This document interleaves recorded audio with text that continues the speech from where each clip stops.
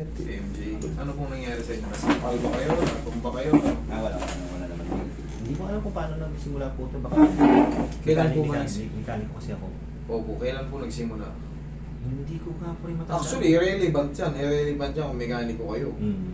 Pero kung kayo ay yung mga nagpupuyat, call center, hikap na hikap,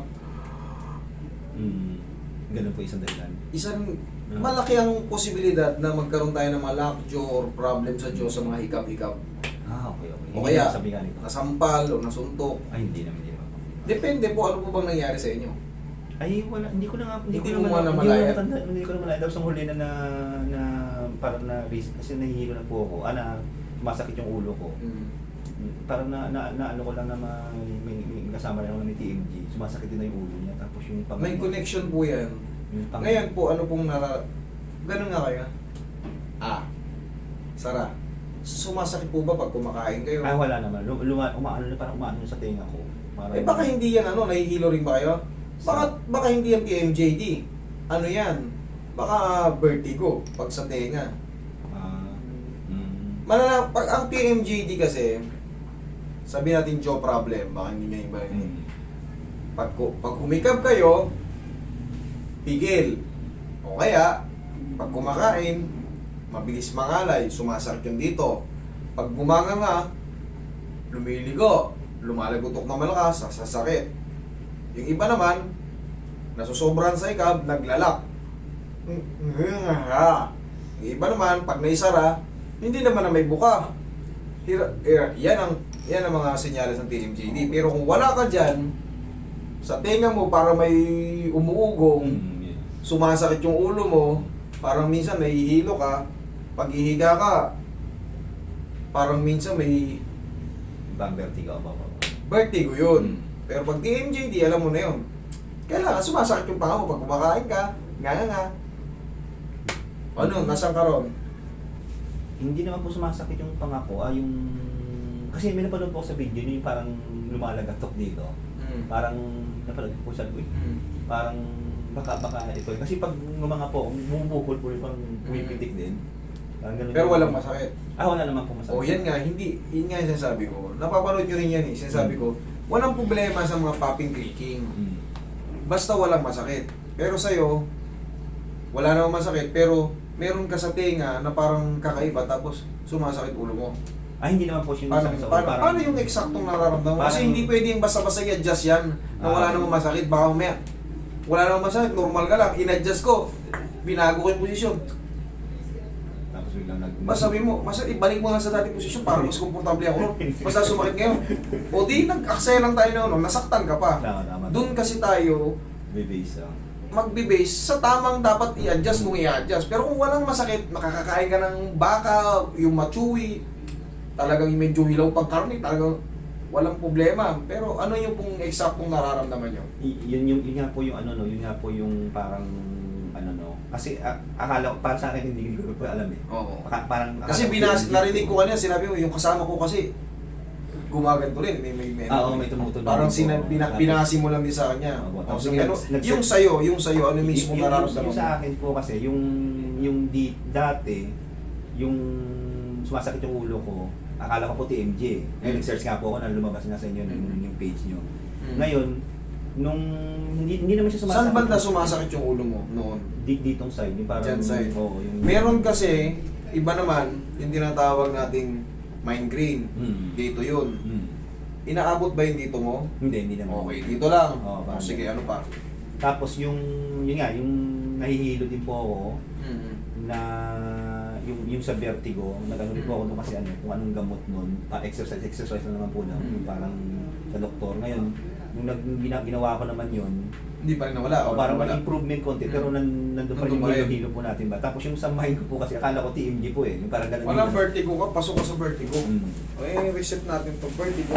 Kasi ako, hindi ako basta-basta nag-a-align ng base lang din sa inyo, i-assess ko kayo. Kasi ako, mas nalalaman ko kung ano yung talaga. Kasi pag mamaya, in-adjust ko yung panga mo na walang masakit eh. Sabihin mo, master, ibalik mo na sa dati, parang sumakit ngayon ah. Yun ang iiwasan natin. Hindi basta-basta tayo bara-bara. Hindi porket sinabi nyo, basta i-align mo nga to, kasi usurada ko lang. Oo, tama. Hindi, yung consequence nun, kayo rin ang magdusa. Kasi na-adjust talaga yung pangana yan, sa totoo lang. Madali lang i-adjust yan, lalo kung marunong mag-adjust. Pag pinihit ko yung ganun, pinangangaw kayo, tutunog yan. Pero baka hindi nyo magustuhan kasi wala namang masakit kanina mga sir, ngayon para sumakit kayo na. Pero yan, base sa assessment ko sa'yo, doon ka pumapasok sa hilo-hilo, sakit ng ulo, sa vertigo tayo.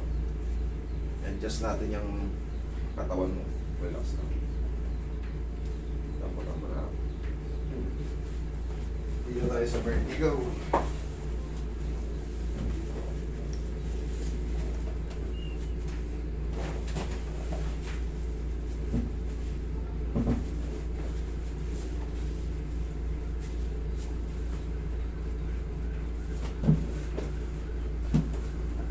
Tayo ko, sir.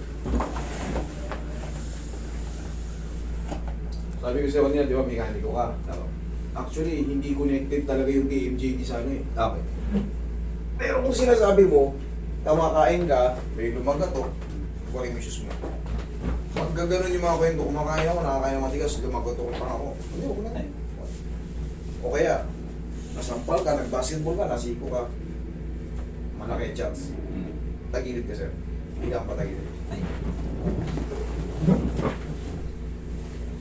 Pero yan, sir, yung mga paklasin natin yan. Kayang-kaya natin yan. Kahit severe pa kayong vertigo, tanggal yan. Sabi lang sa'yo. Tagilid lang kayo sa'yo. Ano to? Tanggalin mo ito muna sa'yo. Baka mabasag. Sayang. Masag na nga po. O yun nga eh. Baka madugol-dugol. Baka may lumiyab yan dyan. Pumuputok yan pagka no, mapirat yung battery yan.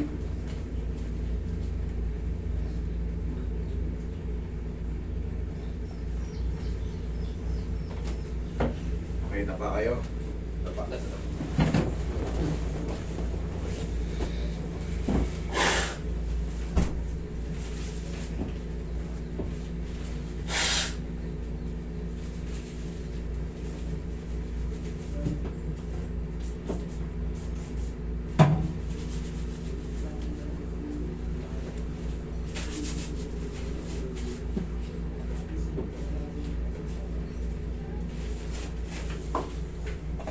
Relax lang po. Huwag niyo pong i-cross yung paa niyo. Ayan. Kumbaga layaan niyo lang.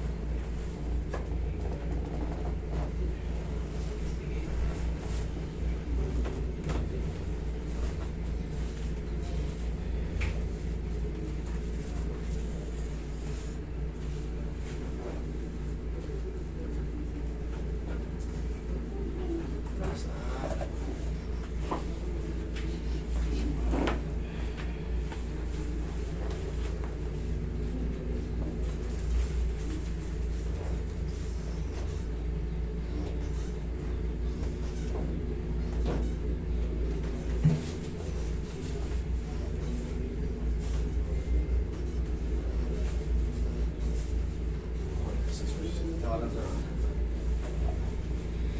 Parang maglalak siya, parang limited yung nga. Ganun. Wala pala siyang Pangatlo, siyempre, parang umuugong yung ano mo.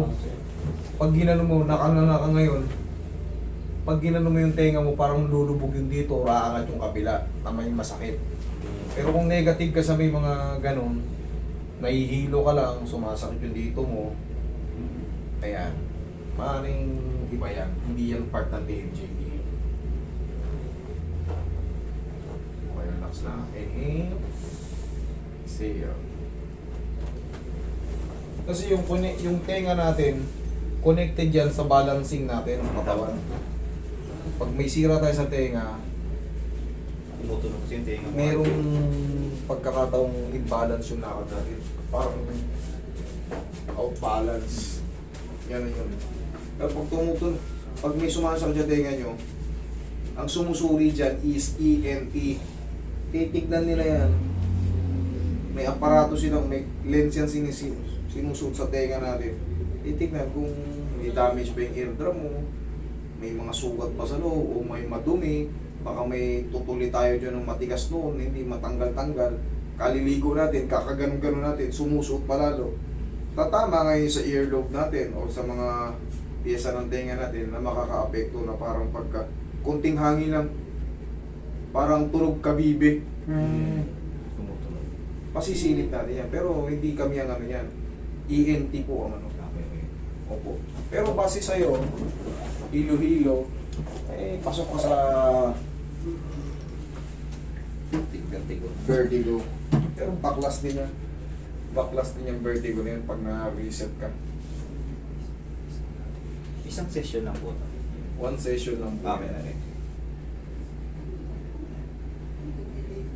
Dito kasi, mga maximize na kagad. Wala nang mas maganda kung magaling kayo kagad. Hindi yung balik-balikin ko kayo kahit lalo kung matunugan ko kayo may pera. Hindi tayo ganun. Ang sa akin, kung kaya ng isang ano, tapos na kagad. Ganun na lang. Wala nang ano. Wala nang interval. Nagbibigay lang ako ng interval pagka lagmong severe yung tao. Hindi halos makatayo. Pero yung ganito, one shot lang to. Abang ka lang nito ng ano, changes. Minsan kasi hindi overnight. Minsan nag-heal pa. Minsan matagal na 4 to 5 days. Yung best feeling. Napipix naman po pala yung vertigo. Napipix po. Oo. Compression yan dito sa mga artery. Dito sa cervical, direct to the brain. Yan, compression. Tapos, syempre, ear problem. May problema talaga yung tenga. Connected po yung ear natin sa balancing natin. Connected po yan. Wala palang related sa mekaniko. Hindi, possible na magkaroon ng relasyon yung ano, yung ganyang pagkahilo. Pagka kayo ay madalas nagbubuhat ng mabigat, tapos ganito ang posisyon. Mali. Oo. Yung ito compression sa cervical. Maaaring magkaroon ng compression sa mga artery dito. Okay. Pag nasira yung cervical mo. Yun. Pero kung hindi mo naman kasi unang ininday, depende rin sa assessment ko eh. Base rin sa sasabihin mo. Pero kung sinasabi mo, sir, madalas ako may stiff neck, masakit yung leg ko. Yan. Connected yan. Pero, base sa'yo, dito ka agad eh. Hindi dito. Siyempre, ako nang bahala mag-estimate. No? Kasi mas alam ko yung Gagawin. mga compensation yan, tsaka yung gagawin. Hindi tayo basta-basta. Binubungwad niya kanina, TMJD ako.